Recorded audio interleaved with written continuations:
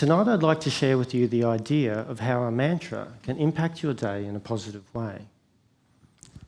I will discuss what a mantra is and how to create one of an empowering nature, utilising the Buddhist concepts of equanimity and emptiness. The word mantra is derived from two Sanskrit words, manas, the mind, and tra, a tool. So the word mantra is literally a tool for the mind. Some of us might be aware of mantras as a word or other words in another language said in meditation or yoga. Om is a popular mantra used in meditation, and namaste is how you would end a yoga session. Affirmations are also mantras. I used to write my affirmations on a piece of paper, stick it on my mirror, and then look at it and say the words every morning before I went off to work. Some of the affirmations that I used to say was, I am loved, I am beautiful, and I am a money magnet. It works, it really does. You should try it. In the sport of triathlon, I created a mantra for my run, and it was fast, light feet. I found this really helpful because what it did was it gave me something to focus on in the run, but it also distracted me away from the heavy legs that I was experiencing after getting off the bike. Now, all of these mantras might sound empowering in nature. However, not all mantras are created equal. I'd like to present to you that a mantra is also a script that is repeated either consciously or unconsciously many times per day until it then becomes your truth. The question is, what is your truth? What are some of the mantras that you are saying? Here's some of my old mantras. I wonder if any of these resonate with you. Don't upset the apple cart. Don't speak your truth. Ultimately, you're going to hurt someone else's feelings. I am not enough. People won't accept me for who I truly am. And what do I know? We can look at these mantras and think that they are quite of an undeserving nature and maybe even negative in perspective. However, maybe these mantras, these truths, these scripts, are actually trying to tell us something different. Maybe there's a hidden meaning. There's a phrase that I say, or a mantra, you could call it, and it goes like this. Thoughts and emotions are indicators of something of a deeper nature. Now, I'll say that again. Thoughts and emotions are indicators of something of a deeper nature. I like to use the analogy of the fuel light indicator in your car. So whenever the light comes on, you know you need fuel. So you find a petrol station, you pull over, you go to the Bowser, you get the nozzle out, and you put the nozzle into the fuel tank. You don't get the nozzle and pour it on the indicator light, do you? Because that would be silly. It's the same thing with our thoughts and emotions. Maybe these undeserving thoughts, emotions, mantras, and truths are actually trying to point us to looking deeper into what they represent. Maybe they have value. This is where I'd like to introduce to you the Buddhist concepts of equanimity and emptiness. Equanimity was described as an even-minded mental state or dispositional tendency toward all experience, unpleasant or neutral. I like to look at this in another way. I like to see it that equanimity means everything has value. From an evolutionary psychology perspective, we chase carrots and we avoid sticks. Carrots are reward, sticks are discomfort. Our thoughts and emotions also fit into this category. There's some thoughts and emotions that we try to get away from because they cause us discomfort, but there's other thoughts and emotions we try to bring towards us because they give us a reward. If I want to lose weight, get stronger, get fitter, get faster, I need to experience the discomfort of the exercise regime, I might have to employ a coach, and I'm certainly going to feel a lot of discomfort in changing the food and my dietary requirements. When I start to see that this pain is actually part of the achievement and the outcome that I'm working to, I can then start to see my pain and discomfort as being purposeful. I can start to see it, in essence, through the lens of equanimity. Equanimity allows us to see that both the reward and the discomfort are part of the same experience. Now, emptiness is very similar to equanimity. Emptiness suggests that everything is empty of essence other than the essence that we place upon it. So what this is saying is that I am the one who gives things meaning. I am the one who has the relationship with something. A way that I like to explain that is through the mighty pen. I've got this beautiful pen, it's a Parker pen. I've got a wonderful, loving relationship with this pen. My dad used to write with the Parker pen, so whenever I think about using this pen, I think of my father. I absolutely love this pen. I love it so much that I'd like to gift it to somebody in the audience. So as I walk over and I give it to the person, I trip and I fall. The pen takes my eye out. There's blood everywhere. I know it's dramatic, but stay with me, okay? I get carried off to the hospital. You don't see me. I don't get to finish the speech. I'm sorry, but I am here. It's only a story. For the next couple of days, I then spend in hospital recovering, having eye surgery, recovering, and then I go home. And what I notice when I go home is that things have changed for me. I don't want to go out in public anymore. I'm feeling quite anxious in social occasions. I certainly couldn't get up on the stage again and speak in the way that I am now. I then start to feel depressed. My life has changed.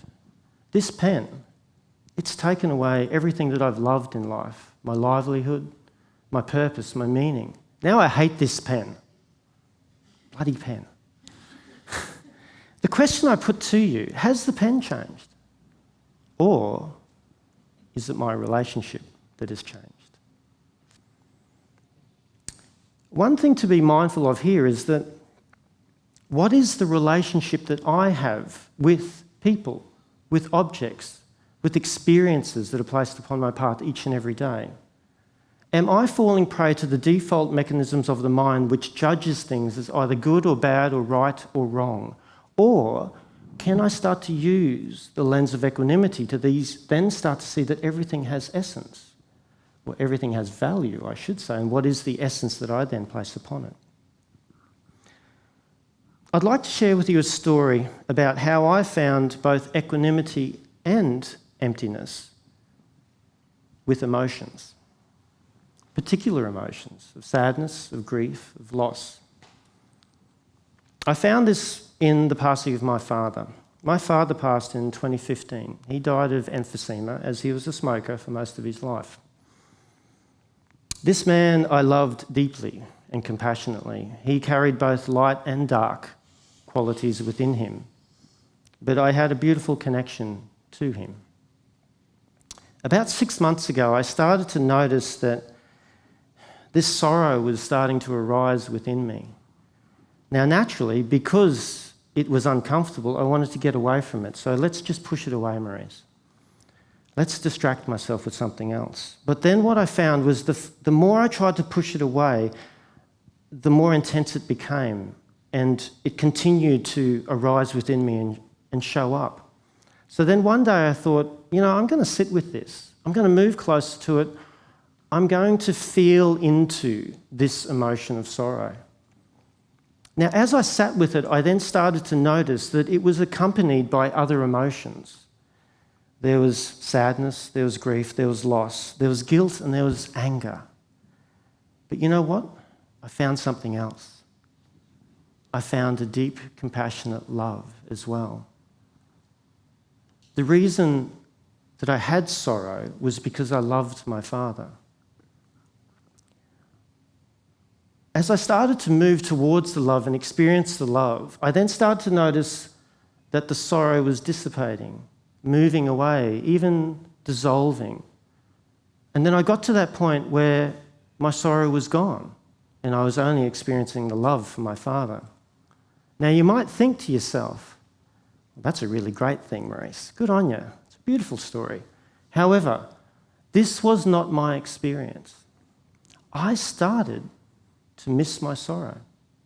I started to yearn for it. Because what had happened was now I had changed my relationship with my sorrow, because my sorrow introduced me to the love. Both the sorrow and the love were part of the same experience. So I can thank my sorrow and I can also thank my love for my Father. That example holds both value in everything as well as changing the relationship. It's the essence that I place upon these emotions. So rather than trying to push them away or pull them towards me, I can allow myself to experience the full range of emotions. I'd like to share again with you my mantra. I found this mantra whilst I was in meditation. And this mantra also carries the essence of equanimity and emptiness. I wonder what life will place upon my path today that will bring me to a greater awareness of self and other selves. Let's explore these words because there is a profundity within this mantra. I wonder what life will place upon my path today. Imagine waking up every morning in a state of wonder, wanting to engage in the world, a sense of intrigue, curiosity, excitement, looking forward to what the day will bring. What life will place upon my path. Life, that thing that is greater than all of us. That thing that sits upon the precipice of the known and the unknown. Some people call it the universe. Some might call it God. Prana, chi, maybe even the unified field or even consciousness. That thing that is living you with every breath that you are given. To place something upon one's path, that word placement sort of suggests that there is maybe an intent, maybe a purpose, maybe a meaning. There's a thoughtfulness, a consideration of placing something upon your path that maybe has value to you as well.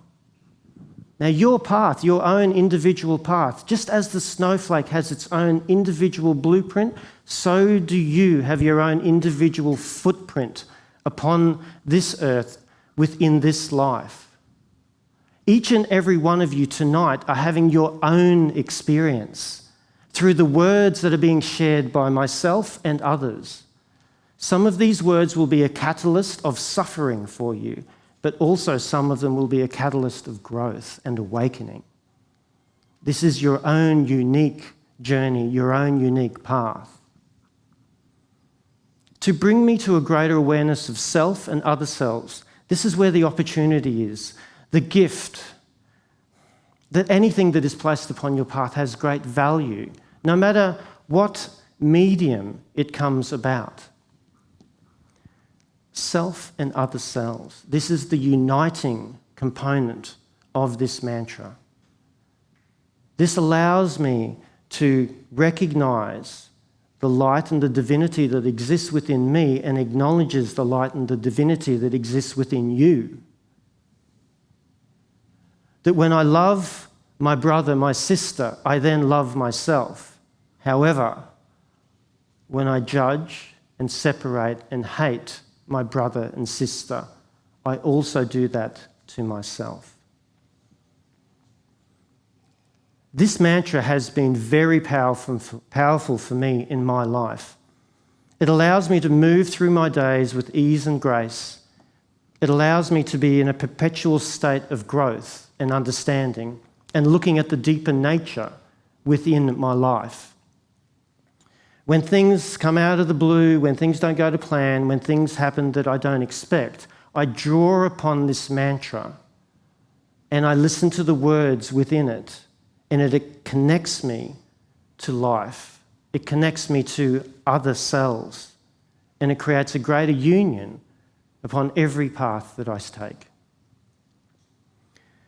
Mantras can be very powerful in both positive and negative ways. Equanimity suggests that everything has value. Emptiness suggests that we are the ones who place meaning upon the things, the people, the situation, the experiences within our life.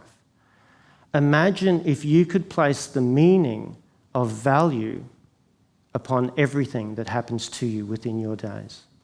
That would be a powerful space. I encourage you to invite equanimity and emptiness into your days. I encourage you to allow life to live you as you live life. I encourage you to live the fullness of life in recognizing the fullness that you are. I encourage you to say these words of this mantra with me in this moment. Ladies and gentlemen, I give you our mantra. I wonder what life will place upon my path today that will bring me to a great awareness of self and other selves.